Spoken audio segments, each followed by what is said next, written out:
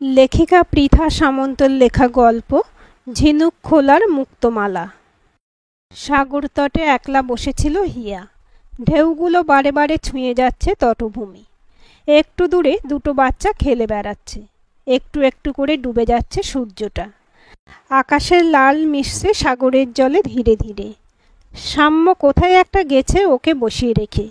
আধ ঘন্টার ওপরে হয়ে গেছে, ফেরেনি এখনো।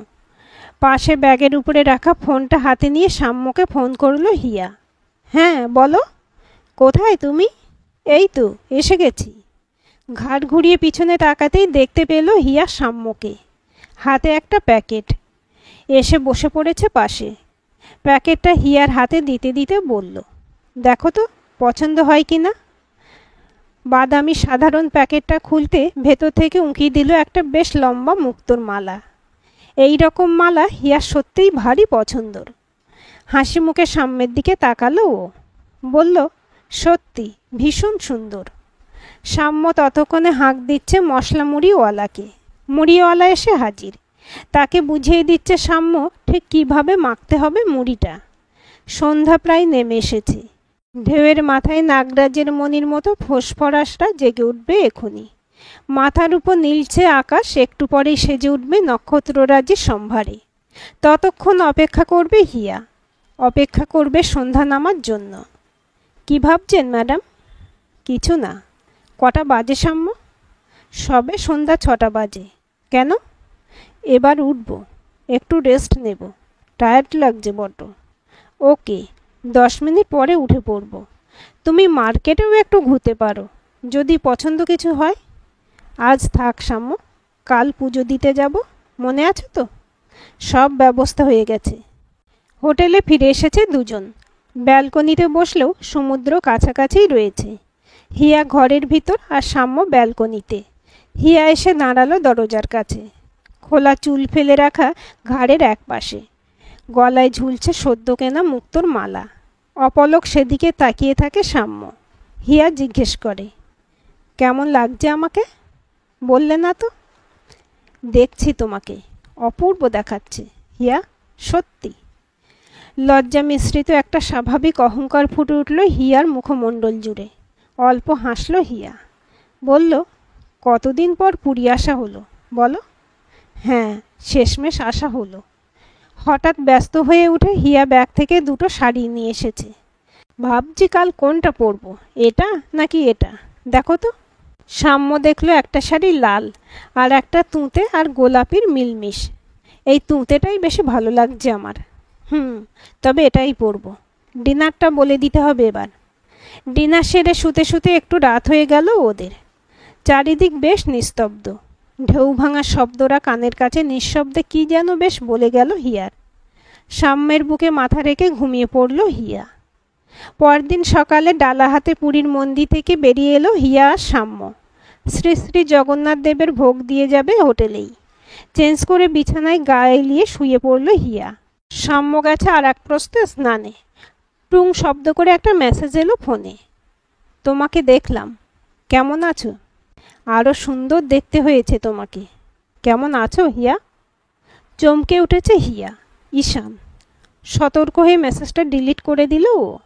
দরকার নেই, এসবের কোনো দরকার নেই। সাম্যর সাথেই ভালো আছে ও, এসব মনেও আনতে চায় না আর। মাথা মুছতে মুছতে সাম্য বেরিয়ে এসেছে স্নান সেরে। খাবার বলেছ? কি? হিয়ার অন্যমনস্ক উত্তর শুনে সাম্য আবার বলল, বলছি খাবার কি বলেছ?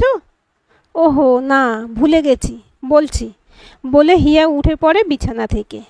তুমি বসো, আমি বলে দিচ্ছি। খাবার অর্ডার দিয়ে সাম্য জিজ্ঞেস করলো, কি হলো তোমার?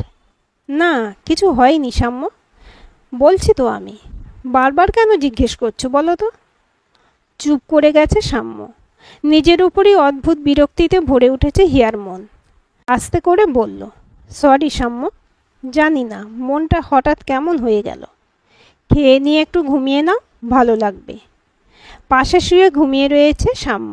হিয়ার চোখ ফোনের স্ক্রিনে। টাইপ করল, ভালো আছি, তুমি? চলছে। তুমি পুরীতে কবে এসেছো? আজ মন্দিরে দেখলাম তোমাকে, কি অপূর্ব লাগছিল তোমাকে। একটু থামল হিয়া। লিখল, গতকাল এসেছি। আমাকে একা দেখলে? আমার বরকে দেখনি? দেখেছি। আমার সাথেও আমার বউ আর ছেলে ছিল। বাহ, দারুণ তো। ভালোই আছো তাহলে। তোমার খবর বলো, কি করছো আজকাল? গুছিয়ে সংসার করছি। একটা কথা বলবো? বলো। দেখা করতে পারবে একবার? চমকে উঠেছে হিয়া। কি বলছে ঈশান? কী সব বলছো? তোমার ফ্যামিলি আছে, আমার বর আছে। সম্ভব নয় ঈশান। যদি এসবই বলার থাকে আমাকে আর মেসেজ করো না কোনো দিন। অনেক মিস করেছি তোমাকে। হঠাৎ করে চলে গেলে। বললে বিয়ে করছো সাম্যকে। আমিও রাগের মাথায় জেদের মাথায় করে নিলাম বিয়ে। কিন্তু আমি আমার ওয়াইফ ভালো বন্ধু হতে পারলাম না। আমি নিজেকে আর কারোর সাথে শেয়ার করতে পারি না, বিশ্বাস করতে পারি না। যদি তুমি মাঝে মধ্যে কথা বলো একটু ভালো লাগবে আমার। আফটার অল তুমি আমাকে অনেক দিন চেনো। কিন্তু এমন কেন হলো? তুমি আর সাম্য এখন ভালো বন্ধু হিয়া? জানি না, বন্ধু কিনা বলতে পারবো না। তবে এই সম্পর্কের প্রতি আমার যে কিছু দায় আর দায়িত্ববোধ আছে সেটা আমার মাথায় থাকে সব সময়। আমার মনে হয় তুমি সেটা ভুলে যাচ্ছ ঈশান। আচ্ছা, দেখা করতে না চাইলে করো না, কথা তো বলো। সাম্য রয়েছে পাশে। এরকমভাবে কথা বলা যায় না ঈশান। আর আমি বুঝতে পারছি না কেনই বা এতদিন পর তুমি আবার এসব বলছো আমাকে। আমি ভালো আছি আর চাইবো তুমিও ভালো থাকো। আর এখন মেসেজ করো না প্লিজ। মনটা অস্থির হয়ে উঠছে হিয়ার। দরজা খুলে ব্যালকনিতে এসে দাঁড়িয়েছে। উত্তাল সাগরের জল আজ আরও বেশি উত্তাল। মনে হয় ঝড় উঠবে। ঈশানের সাথে হিয়ার সম্পর্ক তখন বিয়ের কথা পর্যন্ত গড়িয়ে গিয়েছিল। দুই বাড়ির কারোরই কোনো আপত্তি ছিল না। কলকাতার বাইরে পোস্টিং ঈশান। তখন হিয়াতে ছিল মশগুল। কত প্ল্যানিং, কত স্বপ্ন, কত না কল্পনার সংসার সাজানো গল্প করত দুজনে। ঈশানের একটা ভুলে সম্পর্কে দাঁড়ি টানতে বাধ্য হয়েছিল হিয়া। আত্মপক্ষ সমর্থনের কোনো সুযোগ পর্যন্ত দেয়নি হিয়া ঈশানকে। ধুয়ে মুছে ফেলেছিল ওর অস্তিত্ব। তারপর সাম্যর সাথে অন্য সম্পর্কের সূচনা, পরিণতি বিয়ে। আর এত বছর পর আবার নতুন করে কেন? ভ্রুজোড়া কুঁচকে ওঠে। নিজেকেই ধমকায় হিয়া। বিকেলে সাম্য হিয়াকে নিয়ে হাঁটতে বেরোয়। কাকাতুয়ার বিখ্যাত খাজা হ্যান্ডলুমে সম্বলপুরি শাড়ি কেনা হয়। ঘর সাজানো টুকিটাকি কিছু কেনে হিয়া। হঠাৎ মনে হয় এক জোড়া চোখ যেন অনবরত লক্ষ্য করছে তাকে। এদিক ওদিক তাকিয়ে খুঁজতে থাকে সে, কিন্তু দেখতে পায় না কাউকেই। কেনাকাটি শেষে বালুতটের উপর একটা চায়ের দোকানে বসলো দুজনে। আবার টুং শব্দ জানান দিল অন্য কারো অস্তিত্ব। সাম্যর মুখের দিকে তাকালো হিয়া। সাম্যর দৃষ্টি সমুদ্রের গভীর কালোর উপর নিবদ্ধ। ছেলেকে ঘুম পাড়িয়ে দিয়ে ঈশানের দিকে তাকালো। ঘুমাবে না? হ্যাঁ, এই তো। আজ মন্দির থেকে ফেরার পর থেকে দেখছি চুপচাপ রয়েছ। কিছু হলো? আমি এমনই তো থাকি দিশা। কবে দেখলে আমাকে অনেক কথা বলতে? না, বেড়াতে এসেও চুপচাপ আছো। আচ্ছা থাক, তুমি শুয়ে পড়ো, আমি ঘুমোলাম। ঘুম আসছে ভীষণ। স্কচের গ্লাসটা হাতে নিয়ে খোলা ব্যালকনিতে এসে দাঁড়ালো ঈশান। ঝড় উঠেছে। শোঁ শোঁ শব্দে তোলপাড় হচ্ছে সব কিছু। সমুদ্র গর্জন করছে, যেন ফুঁসছে। তবুও দাঁড়িয়ে রইল ও ঝড়ের মধ্যে। আজ বারবার হিয়াকে দেখতে দেখতে ওর নিজের মনের ভিতরে তোলপাড় করতে থাকা ঝড়টাও কোথাও যেন থমকে দাঁড়িয়ে দেখছে বাইরের ঝড়ের তাণ্ডবলীলা। সন্ধ্যাবেলায় হিয়া যখন সাম্যের হাতে হাত রেখে হাঁটছিল, কেনাকাটা করছিল, একবার বোধহয় খুব কাছাকাছি চলে এসেছিল ও হিয়ার। হিয়াও কি টের পেয়েছিল ওর অস্তিত্ব? সেও কি তার হরিণী চোখ তুলে খুঁজছিল কিছু? কি খুঁজছিল? ওকেই নয় তো? সাম্য এখন হিয়ার স্বামী, যেমন ও নিজে এখন দিশার। তবু হিয়ার হাত অন্য কারো হাতে দেখে বুকের ভিতরে রক্তক্ষরণটুকু আটকাতে তো পারল না। ঝড় কমে গিয়েছে। বৃষ্টি নেমেছে সমুদ্র সৈকত জুড়ে। ভিজে যাচ্ছে ঈশান। আটকানোর চেষ্টা করছে নাও। ভেজা সপসপে জামা পরেই চুপ করে বসে থাকলো ব্যালকনির একটা কোণে। ঘরে নীল আলো মেখে গভীর ঘুমে তখন মা ছেলে। আজ শেষ দিন পুরীতে, কাল ফেরা। ভোরবেলা হাঁটতে বেরিয়েছে সাম্যরা। গত রাতে ঝড় বৃষ্টির তাণ্ডব চোখে পড়ছে ভালো মতন। বাতাসেও মিশে রয়েছে ঠান্ডা আমেজ। সাম্য বলল, স্নান করবে তো আজ? আমি? একদম নয়। তাহলে আমি নামি? এখন জল খুব ঠান্ডা হবে সাম্য। এখন নয়, বেলায়। তুমি তাহলে রুমেই থেকো, রেস্ট করো। একটু গম্ভীর হয়ে উত্তর দিল হিয়া। কাল রাতের মেসেজটা মনে পড়ে গেল ওর। ঈশান লিখেছিল, আজও তোমার ওই নরম হাত অন্য কারো হাতে দেখলে কেন সহ্য করতে পারি না বলো তো। জানো তুমি কেন আজও তোমার দিকেই অপলক তাকিয়ে থাকতে চাই, সময়ের হিসেব না মেনে? বলতে পারবে হিয়া? এত কাছে দাঁড়িয়ে তুমি, মাত্র কয়েক হাতের তফাতে, তবু যেন লক্ষ যোজন পথ তোমার আমার মাঝে। কেন হিয়া, কেন এমন হলো? চাপা একটা দীর্ঘশ্বাস চেপে রাখার ব্যর্থ প্রয়াস করল হিয়া কেবল। চলো ফেরা যাক, বলল। হ্যাঁ চলো, ফিরতে তো হবেই, বলে ওঠে সাম্য। হিয়া ভালো শুনতে পায় না কথাগুলো, তাই সে আবার প্রশ্ন করে, কি বলছো? বলছি হ্যাঁ, ফিরে চলো। বেলা 11টা নাগাদ সাম্য বেরিয়ে গেছে। কাল রাতের পর আর কোনো মেসেজ আসেনি ঈশানের। লাস্ট সিনটা চেক করলো, একটু ভাবলো। ম্যানিকিওর করা সুন্দর নখগুলোর উপর অল্প অল্প কামড় বসাতে বসাতে নাম্বারটা ডায়াল করেই ফেলল। রিং হচ্ছে। বেশ কিছুক্ষণ রিং হওয়ার পর, শেষ পর্যন্ত করলে আমাকে ফোন? পড়লো আমাকে মনে? কি চাও ঈশান? কিচ্ছু চাই না, একবার দেখবো তোমাকে সামনে থেকে, ব্যাস। বিয়ে করেছো, ছেলে আছে তোমার একটা, এখন কি তোমাকে মানায় এসব? জানি, বুঝতে পারছি সবটাই, কিন্তু কিন্তু কিসের? আর তুমি বিয়েটা তোমার নিজের ইচ্ছেতেই তো করেছিলে, যতদূর আমি জানি। আজ হঠাৎ সব কিছু অন্যরকম হয়ে গেল। ঠিক তা নয়, তুমি চলে গেলে আমি বিশ্বাস করতে ভুলে গেলাম, ভালোবাসতে ভুলে গেলাম। তবে বিয়ে করলে কেন? তুমি বিয়ে করেছিলে যে, তাই। বা ঈশান, দুর্দান্ত বললে। এই মুহূর্তে তোমার ওয়াইফ কি শুনছে কথাগুলো? আমি রুমের বাইরে আছি। জানি। আচ্ছা, তুমি ওকে বলেছিলে এই কথাগুলো, যে তুমি ভালোবাসতে বিশ্বাস করতে ভুলে গেছো? বলেছিলে বিয়ের আগে? না, বলিনি। জানতাম। ঈশান, সময় আমাদের সময় দিয়েছিল যথেষ্টই। আমরাই পারিনি ভালো থাকতে, আলাদা হয়ে গিয়েছি। সাম্য আমাকে পাগলের মতো ভালোবাসে জানো। আমি ভালোবাসিনি হিয়া। বেসেছ হয়তো, তবে সে ভালোবাসার জোর কতটুকু, যা দিয়ে ধরেই রাখা যায় না। কাল সারা রাত ব্যালকনিতে বসেছিলাম, সারা রাত ভেবেছি তোমার কথা। কেন? ভালো লাগছে না, মনে হচ্ছে কত বড় ভুল করেছি আমি।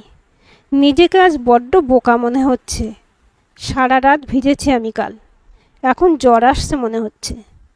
হোটেলের ডাক্তার দেখিয়ে নাও তেমন হলে। আমি কাল চলে যাচ্ছি হিয়া, একবার কি দেখা করা যায়? সাম্য সমুদ্রে স্নানে গেছে, ঠিক 8 ঘন্টার জন্য যেতে পারি। তবে কথা দাও, আটকাবে না আমাকে? প্লিজ এসো, কথা দিচ্ছি আটকাবো না। ছোট্ট রেস্তোরাঁটার এক কোণে মুখোমুখি বসে হিয়া আর ঈশান। ঈশান একবার হিয়ার আঙুলগুলো ছোঁয়ার চেষ্টা করেছিল, হাত সরিয়ে নিয়েছে হিয়া। ঈশান বলে, এই রংটাই আজও তোমাকে একই রকম সুন্দর দেখায়। জানি, সাম্যও বলে একই কথা। একটু চুপ করে যায় ঈশান, কষ্ট পায় হয়তো। হিয়া যেন পড়তে পারছে আজও ঈশানের চোখ দুটো। বলে, দেখি তোমার ছেলে কত বড় হলো, কি নাম রাখলে ওর? ফোন থেকে বছর দেড়েকের একটা বাচ্চার ছবি বের করে দেখালো ঈশান। ওর নাম আয়ান রেখেছি। বাহ, সুন্দর নাম। হিয়া, তুমি বড় বড় মুক্তোর মালা এখনো ভালোবাসো, নাকি বদলে গিয়েছে ভালোবাসাগুলো? বাসি, এই তো সেদিন। তাহলে এটা তোমার জন্য ছোট্ট একটা উপহার। টেবিলের উপর একটা বাদামি প্যাকেট রাখলো ঈশান। আস্তে করে প্যাকেটটা খুলল হিয়া, দেখল ভিতরে গুটিসুটি হয়ে শুয়ে রয়েছে একটা মুক্তোর মালা, ঠিক যেমন সেদিন সাম্য কিনে এনেছিল ওর জন্য। বিহল দৃষ্টিতে চেয়ে রইল হিয়া ঈশানের দিকে কয়েক পলক। কিছু সময় পর চোখগুলো নামিয়ে নিল, রুমালের কোণ দিয়ে মুছছে চোখের কোণ। ঠোঁটে হাসি টেনে বলল, বন্ধুত্ব শব্দটাকে বিশ্বাস করো ঈশান? করি। ব্যাস, এইটুকুই জানার ছিল। এই একদম এরকম মালা সেদিন সাম্য নিয়ে এসেছিল আমার জন্য, ভীষণ পছন্দ হয়েছিল আমার। আজ তুমি নিয়ে এলে, ভীষণ ভালো লাগলো। সত্যি, বিশ্বাস করবে কি না জানি না, দুটো অনুভূতি অনেকটাই একই রকম। তবু কোথায় যেন একটা অমিল, একটা দূরত্ব দুটো অনুভূতির মধ্যে, একটা সূক্ষ্ম তফাৎ। সম্পর্কে টানাপোড়েন কতখানি মারাত্মক হতে পারে, কতটা শক্তিশালী হয়ে উঠতে পারে জানো তুমি ঈশান? এই ফারাক, এই দূরত্বে টানাপোড়েনের মাঝে আমরা বড়ই অসহায়, অনেক বেশি দুর্বল হয়ে পড়ি সময়ে সময়ে। সাম্য তোমাকে খুব ভালো রাখে, তাই না হিয়া? রাখে, আমিও রাখি। ভালোবাসার এবং একমাত্র অলিখিত শর্ত তো এটাই। আর কখনো আমাদের দেখা হবে কে বলতে পারে, হতেও পারে আবার নাও হতে পারে। এই রকম মুক্তোর মালা তোমার আছে জানলে অন্য কিছু নিতাম। আমার কিন্তু সত্যিই পছন্দ হয়েছে। কথা বলতে বলতে অনেক দেরি হয়ে গেল, এবারে উঠব। তোমরা ফিরছো কবে? আমরা কাল ফিরছি, পুরী এক্সপ্রেস। আমি দুরন্তই ফিরছি। ভালো থেকো ঈশান, ভালো রেখো ওদের, যারা নির্ভর করে তোমার উপর। এখন ওরাই তোমার দায়িত্ব। মাথাটা সামনে ঝুঁকিয়ে ঘাটটাকে ওপরে নিচে নাড়ে ঈশান। রেস্টুরেন্টের দরজা ঠেলে হিয়া বেরিয়ে আসে আগে, একটু পরে ঈশান। হোটেলের পথে ফিরতে ফিরতে হিয়ার বুকের ভিতর ভিড় করে আসতে থাকে আজ কান্নাগুলো। নিজের অজান্তেই ভিজতে থাকে দু চোখের পাতা। হোটেলে ফিরে হিয়া দেখল সাম্য টিভি দেখছে। বলল, বেরিয়েছিলে? হ্যাঁ, এই সামনেই, এই দেখো আর একটা কিনলাম। প্যাকেটটা সাম্যের দিকে বাড়িয়ে ধরে বলল হিয়া। সাম্য দেখল একই রকম আরও একটা মুক্তোর মালা কিনেছে হিয়া। বলল, এটা কার জন্য? আমারই জন্য, আমি পরব, দুটো একসাথে। দেখো, ঠিক এইভাবে। আয়নায় নিজেকে সাজালো হিয়া। মুক্তমালা দুটোকে মিলিয়ে মিশিয়ে এক করে দিল। আর কোনো ফারাক নেই, কোনো তফাৎ নেই। কিছু অঙ্গীকার, কিছু একসাথে দেখা স্বপ্ন, যা বাস্তবে সত্যি হয় না। কখনো তারা বোধহয় নিজেদের লুকিয়ে রাখে সমুদ্রতলে ঝিনুক খোলায়। সেখানেই পুনর্জন্ম হয় তাদের, সৃষ্টি হয় মুক্তোর। সেই মুক্তোর মালা আবার হয়তো ফিরে আসে একদিন নিজের উৎসস্থলে। চোখের জলটা সম্পূর্ণ উপেক্ষা করে ঘুরে দাঁড়িয়েছে হিয়া সাম্যের দিকে। চেয়ে রয়েছে সাম্য। রাজহংসিনীর মতো গ্রীবা তুলে মুক্তোর মালায় সজ্জিতা হিয়ার চোখের পাতাগুলো আজ অল্প ভেজা। সাম্য দেখে, কিন্তু প্রশ্ন করে না কোনো। কিছু প্রশ্নের উত্তর হয়তো অজানা থাকাই শ্রেয়। বিছানার উপর পাশাপাশি পড়ে এখন হিয়ার খুলে রেখে যাওয়া একজোড়া যমজ মুক্তোর মালা। সেই দিকে তাকিয়ে এক চিলতে হাসি খেলে যায় আজ সাম্যের ঠোঁটের কোণায়। আজকের গল্পটি কেমন লাগলো কমেন্ট করে জানাবেন। ভালো লাগলে লাইক, হাইপ, শেয়ার করবেন। আর চ্যানেলটি সাবস্ক্রাইব করে বেল আইকনটি ক্লিক করে রাখতে ভুলবেন না।